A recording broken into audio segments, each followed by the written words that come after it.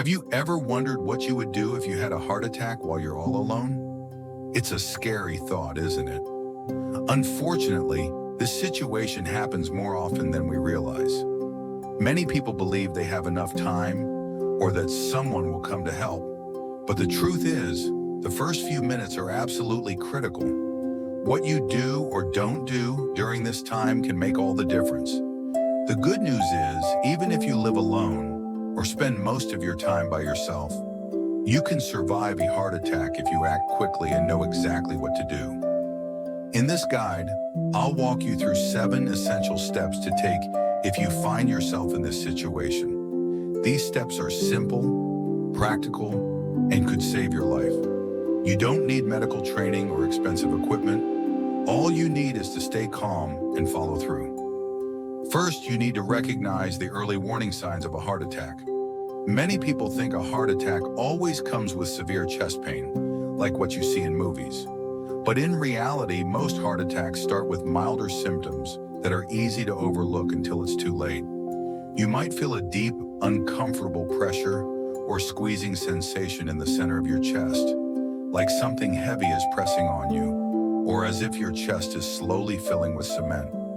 This feeling might come and go, making you think it's nothing serious. If it lasts for more than a few minutes or keeps coming back, don't ignore it. Other symptoms include shortness of breath, even without chest pain. You might feel like you've just climbed a mountain, even while sitting still. Some people experience pain in their arms, shoulders, neck, or jaw. Others feel dizzy, break out in a cold sweat, or feel nauseous. For elderly people and women, the pain might be more in the back or stomach rather than the chest. Let me tell you about Richard, a 74-year-old man. One day he was sitting at his dining table when he felt a strange tightness under his collarbone, almost like heartburn. At first he thought it was nothing, but then he realized he couldn't fully catch his breath, and his hands started sweating. He remembered reading that not all heart attacks begin with chest pain, so he took action immediately. That decision saved his life. Your body often whispers before it screams. When it comes to a heart attack, these whispers are your only chance to act before the damage begins. If you wait until you have the classic chest-clutching symptoms, it might already be too late. So the next time you feel something is off, especially if it's a combination of pressure, shortness of breath, or unusual fatigue, stop what you're doing immediately. Don't try to tough it out or convince yourself it's just indigestion. Recognizing these warning signs is your first step to survival. Once you suspect you might be having a heart attack, your next move should be to call emergency services immediately. Don't wait for the symptoms to go away, and don't try to drive yourself to the hospital. Calling for help is the fastest and most effective way to increase your chances of survival. Heart attacks aren't something you can walk off. Every minute counts. The longer your heart goes without enough oxygen, the more damage it sustains. By calling for help, trained professionals will be on their way to you with the right equipment and medications. They can even perform life-saving procedures on the way to the hospital if needed. Driving yourself is one of the most dangerous decisions you could make. If your symptoms worsen while you're driving, you could lose consciousness, cause an accident, or delay your own treatment. Take Linda, for example.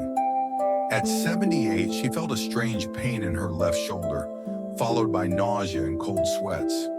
Her first instinct was to call her son, but she remembered a nurse once told her to call 911 first if she ever suspected a heart attack. She followed that advice, and when the ambulance arrived, her symptoms had already worsened. But the medical team was prepared and stabilized her condition. If she had tried to drive herself, the outcome might have been very different. Even if you're not sure it's a heart attack, make the call. Emergency dispatchers won't be upset if it turns out to be a false alarm. They'd rather come and find nothing than miss the chance to save a life. Once you've called for help, the next powerful step you can take is to chew an aspirin. Not swallow, chew. Aspirin thins the blood and helps slow or stop the formation of blood clots, which are the root cause of most heart attacks. Chewing the tablet allows it to enter your system faster, buying you precious time before help arrives. However, if you're allergic to aspirin or take other blood-thinning medications, skip this step.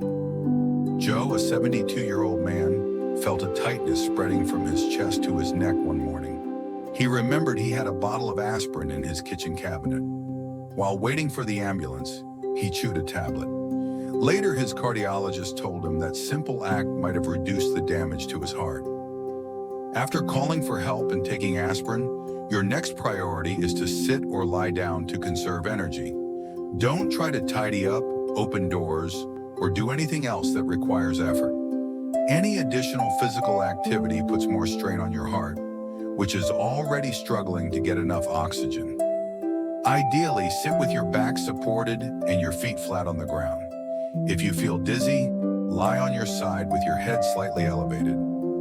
Alice, an 81-year-old woman, once felt chest pressure and thought about cleaning her kitchen to calm herself. But she remembered her doctor's advice.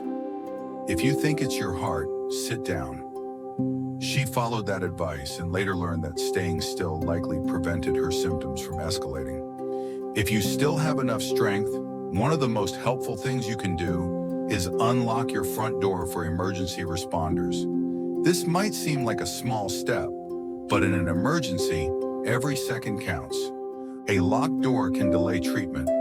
Paul, a 76-year-old man, lived in a small apartment. When he felt the symptoms of a heart attack, he called 911 and unlocked his door. Emergency responders said that simple act saved them 30 seconds, which could have made all the difference. Finally, control your breathing. It's easy to panic during a heart attack, but deep, controlled breathing can help stabilize your heart rate and prevent further complications. Try inhaling slowly through your nose for about 4 seconds, holding your breath briefly, and then exhaling gently through your mouth for 6 seconds. Frank, an 83-year-old man, used this technique when he felt chest pain. He focused on his breathing and stayed as calm as possible. By the time help arrived, his heart rate was unstable, but hadn't stopped entirely. His doctor later told him that those breathing exercises might have bought him the time he needed. In the end, surviving a heart attack alone isn't about luck.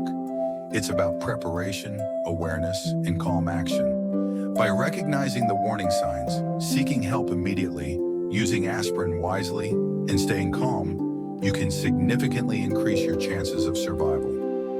These steps might seem simple, but together they form a life-saving plan. Share this knowledge with your loved ones. It could save their lives too.